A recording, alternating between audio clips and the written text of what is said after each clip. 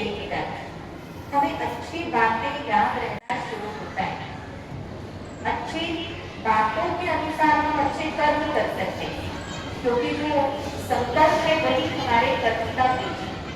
आज पढ़ाई में भी वो किसी को कोई सब्जेक्ट कठिन लगता है या कईयों को तो पढ़ना ही बहुत कठिन लगता है।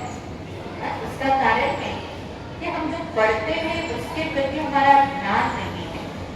हमारे टीचर्स भी कई बार बीच में पढ़ाते पढ़ाते कहते हैं बच्चों ध्यान से पढ़ो। अब ध्यान से पढ़ने का ये तो नहीं कि हमें ऐसे कोई ध्यान मुद्रा में बैठना है, लेकिन ध्यान से पढ़ना माना हमारी जो मन और बुद्धि है उसका योग किसके साथ होना चाहिए?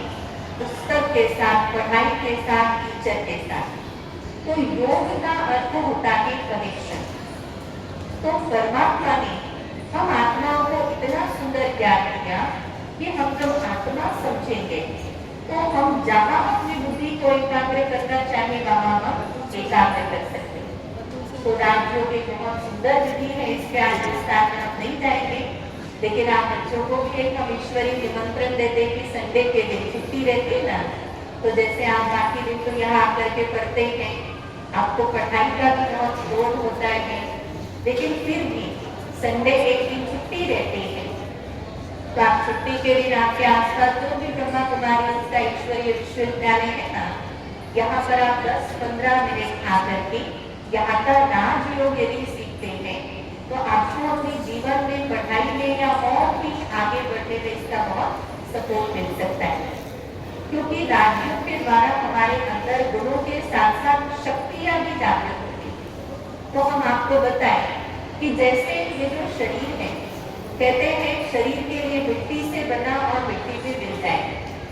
तो ये जो शरीर है ये कैसे बनता है? ये 5 तत्वों से बना है और इसीलिए इसकी जो आवश्यकता है वो भी 5 तत्व है। पानी चाहिए, हवा चाहिए, ये सब चीजें आवश्यकता है ना हमारे शरीर की।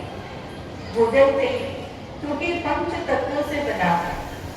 ऐसे ही आत्मा जो इस शरीर को चलाने वाली ऊर्जा है ना, वो एक चैतन्य सत्ता, जैसे शरीर को 5 तत्वों की आवश्यकता है, ऐसे आत्मा को 7 गुण और 8 शक्तियों की आवश्यकता है। जब हमारे अंदर 7 गुण और 8 शक्तियां आ जाती हैं तो हम संपूर्ण रीति से, मन से और बुद्धि से बहुत पावरफुल बन जाते हैं। तो जैसे 7 गुणों का हमने आपको वर्णन करके बताया, इसमें शांति है, प्रेम है, आनंद है, पवित्रता है, ज्ञान है, शक्ति, ये सारी 7 गुण। ऐसे ही 8 शक्तियां भी हमें मिलती हैं और वो 8 शक्तियां हैं आत्मा समझने से हमें परमात्मा से वो पावर मिलती है। जैसे प्रकृति के लिए अभी भले धूप हो रही थी तो हमें लग रहा था बहुत तेज धूप है, लेकिन गर्मी की भी आवश्यकता है प्रकृति में, हर मौसम की आवश्यकता है। यदि बहुत तेज धूप नहीं होगी तो बारिश कैसे होगी, बारिश नहीं होगी तो और दूसरे मौसम कैसे आएंगे। तो कनेक्शन है प्रकृति में हर चीज का।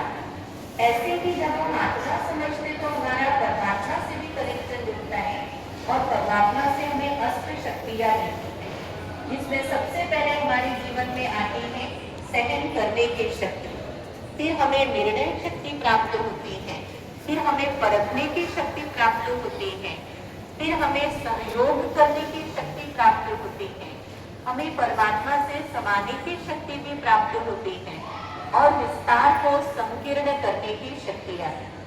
आज हर एक के जीवन में कहीं ना कहीं गुणों और शक्तियों का अभाव है और यही कारण है कि रोग, शोक, दुख, अशांति हर वर्ग में, हर धर्म में बढ़ती जा रही है। तो आप सबकी जीवन की बहुत अच्छी शुरुआत है ये बाल अवस्था। तो बचपन से आप अपनी स्मृति में ये शामिल कर लीजिए कि मैं इस शरीर को चलाने वाली एक चैतन्य सत्ता आत्मा हूँ। तो आपका जीवन सदा ही हर कर्म करते हुए योगी जीवन बन जाएगा। आपकी गुणों और शक्तियों के आधार से बहुत उन्नति होगी। तो अभी हमारे प्राची बहन के तो बहुत अच्छा आपको न कुछ मिनट ध्यान का अभ्यास करें।